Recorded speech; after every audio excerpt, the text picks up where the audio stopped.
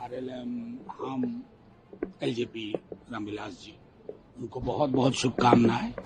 बिहार की बेहतरी के लिए कुछ ब्लूप्रिंट तेजस्वी जी ने सामने रखा था, पलायन, नौकरी, और जो बिहार का हिस्सा बना मानस का, उस पर काम करें। हमारी जो भी संख्या है असेंबली में, हम उस संख्या के आधार पर लगातार मूल्यांकन करते रहेंगे।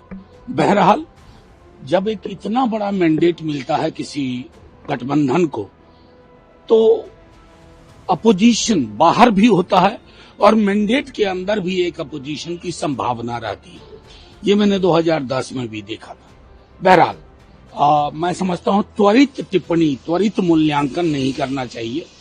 एक बड़ा चुनाव था, अब इस चुनाव में क्या हुआ, कहां हुआ, इसके लिए अगर हम 6 घंटे के अंदर, 10 घंटे के अंदर मूल्यांकन करेंगे तो वो उचित नहीं होगा, ना तो बिहार के इलेक्टर के लिए, ना पॉलिटिकल पार्टीज के लिए। कांग्रेस का सीधा आरोप तो आपने कहा 6 घंटे के अंदर कर देना, ये सर एक बड़ा। सर, मेरा सीधे कहना, मैं आपसे दोहरा रहा हूं, इस तरह के चुनाव के नतीजे एक तो चुनाव का आभास नहीं देते हैं, चुनाव जैसा नहीं लगता है, इसलिए इसका मूल्यांकन त्वरित शब्द का ये हिंदी शब्द है, जिसका मतलब होता है कि इतना फास्ट इवैल्यूएशन और एनालिसिस नहीं होनी चाहिए। बचने के लिए कोशिश अपने से फील्ड हटाने के लिए कि हमने नहीं, मैं कोई ऐसी टिप्पणी नहीं करूंगा।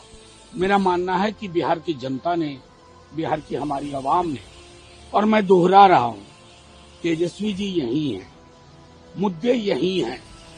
हम क्या ये बिसरा दें कि बिहार को नौकरी नहीं चाहिए, बिहारी युवा को रोजगार नहीं चाहिए, बिहार की मां बहनों को सामाजिक सुरक्षा नहीं चाहिए, बिहार को पलायन से मुक्ति नहीं चाहिए?